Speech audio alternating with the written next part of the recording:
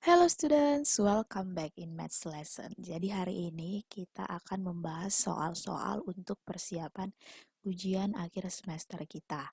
Nah, biar lebih singkat waktunya, kita langsung masuk ke contoh soal. Sebuah belah ketupat mempunyai diagonal masing-masing 16 cm dan 12 cm.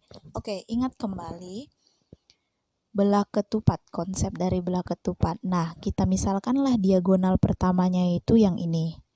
Diagonal keduanya itu yang ini. Jadi katanya diagonal pertamanya itu 16 cm. Berarti kalau 16 cm, kita kan bisa buat ini jadi 8 dari sini sampai sini, kemudian dari sini ke sini 8. Ya kan? Jadi dia 16. Kemudian yang kedua diagonalnya 12 cm. Berarti bisa kita buat 6 dengan 6, maka dia 12 ya kan. Pertanyaannya panjang sisi belah ketupat. Berarti yang ditanya yang ini. Panjang sisi yang ini, yang ini, yang ini sama yang ini. Karena belah ketupat keempat sisinya ini sama panjang atau sama, maka tidak perlu kita cari semuanya. Cukup kita cari satu saja. Dia sudah mewakili semuanya. Oke, dengan begitu bagaimana cara mencarinya ini? Kalaulah ini, perhatikan, kita hanya ambil satu buah segitiga yang ini saja. Oke. Saya ambil, saya potong dia menjadi seperti ini.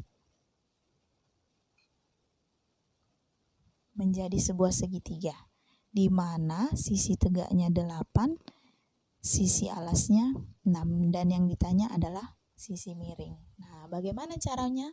Ingat kita menggunakan teorema dari Pythagoras, di mana sisi miring itu akan sama dengan penjumlahan kuadrat dari sisi tegak dan sisi alasnya. Ingat ya, untuk mencari sisi miring dijumlahkan dan dikuadratkan. Oke, kita misalkanlah ini S ya, sisi. Berarti S itu akan sama dengan S kuadrat sama dengan 8 kuadrat ditambah dengan 6 kuadrat.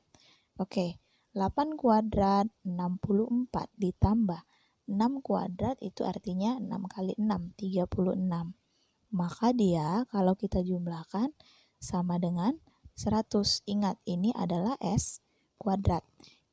Yang mau kita cari S. Dengan begitu harus kita akarkan. Maka kita dapat S-nya sebesar 10 cm. Jadi, sisi dari belah ketupat ini adalah 10 cm. Soal yang selanjutnya mengenai trapesium. Diketahui sebuah trapesium PQRS siku-siku di P. Nah, jadi yang mana siku-sikunya? Kan? Maka P-nya berada di sini. Oke. Dengan PS sejajar dengan QR. Nah, mana dua sisi yang saling sejajar? Sisi yang ini dengan sisi yang ini kan? Kita namakan berarti PS dengan QR katanya. Ini P, Q, R, S. Berarti ingat, PS sejajar. Ini lambang dari sejajar ya, sejajar dengan QR. Oke, berarti gambar kita sudah pas. Jika panjang PS katanya 14. PS-nya 14. QR-nya 5 cm. Sedangkan RS-nya 15 cm. Berarti yang sisi miringnya 15 cm. Pertanyaannya, tentukan luas dari trapesium. Nah, ingat, luas dari trapesium adalah penjumlahan sisi sejajar dibagi 2 dikalikan dengan tinggi. Ingat kembali bahwa tinggi itu akan selalu tegak lurus dengan alasnya. Jadi yang mana tingginya? Ya, yang si PQ, bukan si RS ya. RS itu adalah sisi miringnya. Berarti kita mau cari tahu dulu si PQ-nya, berapa panjang dari si PQ-nya. Bagaimana cara mencarinya? Ya, menggunakan teorema Pythagoras.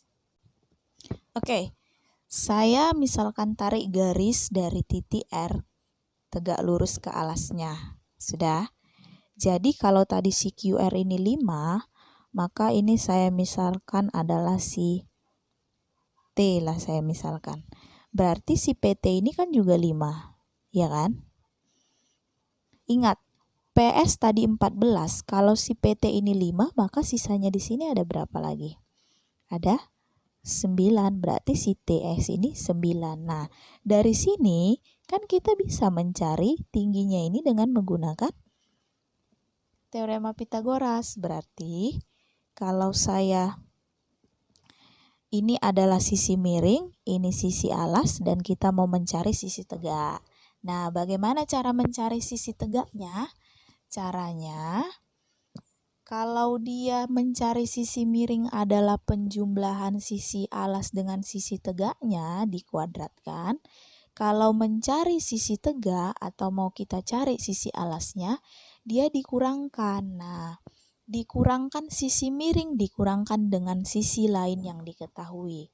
Berarti T, si tinggi atau sisi tegak dia, sisi miring dikurangkan dengan sisi yang lainnya yang diketahui adalah 9. Maka 15 kuadrat 225 dikurang 9 kuadrat adalah 81. Maka kalau kita kurangkan hasilnya akan sama dengan 144. Ingat ini masih T kuadrat, kita mau mencari T-nya, berarti kita akarkan. Maka kita dapat adalah 12 cm. Ini adalah si tinggi, sedangkan yang ditanya adalah luas. Jadi kita belum selesai, maka luasnya penjumlahan sisi sejajarnya si 5 ditambah dengan 14 dibagi 2 dikalikan dengan tingginya 12. Kita kerjakan. 19 per 2 dikali dengan 12. Ini bisa kita coret hasilnya 6. Berarti tinggal 19 kali 6. Akan sama dengan 114 cm kuadrat. Jadi luas dari trapesium tersebut 114 cm kuadrat. Soal yang selanjutnya mengenai segitiga. Diketahui segitiga ABC sama kaki, berarti AB sama dengan AC, berarti AB dan AC ini adalah kakinya. Nah, sebelumnya kita gambarkan dulu segitiganya biar mudah. Karena AB dengan AC-nya kakinya, maka A-nya berada di puncaknya. Karena A, B sama dengan AC. Berarti ini bisa kita buat begini gambarnya. Dengan panjangnya ini 15, berarti otomatis yang ini 15 juga karena sama kaki. Dan panjang si BC adalah 12 cm. Pertanyaannya adalah kelilingnya. Nah, ingat konsep dari keliling adalah penjumlahan dari sisi-sisi terluarnya. Berarti penjumlahan dari ketiga sisinya ini. Kalau begitu perlukah kita cari tingginya? Tidak perlu karena kelilingnya itu akan sama dengan jumlahkan saja semua sisinya. Berarti 15 ditambah dengan 15 ditambah dengan 12. 15 tambah 15, 30. 30 tambah 12 sama dengan 42. Berarti kelilingnya sama dengan 42 cm. Selanjutnya mengenai hubungan antar sudut. Jadi diberikan sebuah segitiga di mana salah satu sisinya ditarik garis panjang sehingga membentuk seperti gambar berikut. Pertanyaannya adalah nilai dari X dikurang Y. Oke, sebelum kita mencarinya berarti kita harus tahu dahulu nilai si X dan nilai si Y, ya kan? Nah, bagaimana caranya? Untuk mencari nilai si Y, ingat pada sebuah segitiga yang sembarang, jumlah dari ketiga sudutnya ini akan sama dengan 180 derajat. Berarti 55 derajat dijumlah dengan 65 derajat dijumlahkan dengan Y derajat akan sama dengan 180 derajat. Jumlahkan 55 tambah 65 berarti 120 derajat. 120 derajat ditambah Y derajat sama dengan 180 derajat. Y-nya pindahkan 120 ke sebelah kanan, berarti 180 derajat dikurang 120 derajat, maka kita dapat Y-nya sebesar 60 derajat.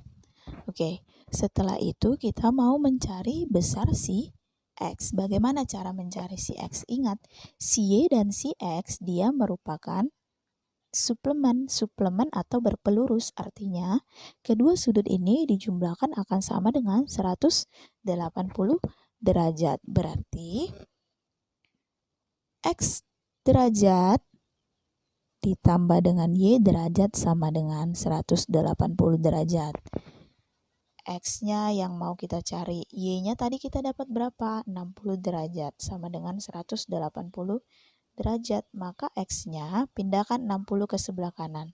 180 dikurang 60 derajat, maka kita dapat sebesar 120 derajat. Dengan begitu, nilai dari X dikurang Y itu akan sama dengan X dikurang Y, berarti 120 derajat dikurang Y-nya 60 derajat sama dengan 60 derajat. Soal yang selanjutnya mengenai statistika. Diberikan data sebagai berikut, yang ditanya adalah rata-ratanya. Rata-rata itu akan sama dengan min, atau kalau kita simbolkan dia seperti ini, namanya X bar. Itu sama dengan penjumlahan dari semua datanya dibagi dengan banyak data. Ingat, ini lambang dari sigma, artinya penjumlahan semua datanya kita jumlahkan dibagi dengan banyaknya data. Oke, dengan begitu, mari kita jumlahkan. 6 ditambah 10 ditambah 7 ditambah 8 ditambah 9 ditambah 5 tambah 8 tambah 7 tambah 4 tambah 9 tambah 5 tambah 7 tambah 5 tambah 6 tambah 7, hasilnya akan sama dengan 103 dibagi dengan banyak datanya. Ini dari mana kita hitung? 1, 2, 3, 4, 5, 6, 7, 8, 9, 10, 11, 12, 13, 14, 15. Maka dibagi dengan 15. Kalau kita selesaikan, 103 dibagi 15 sama dengan 6,87.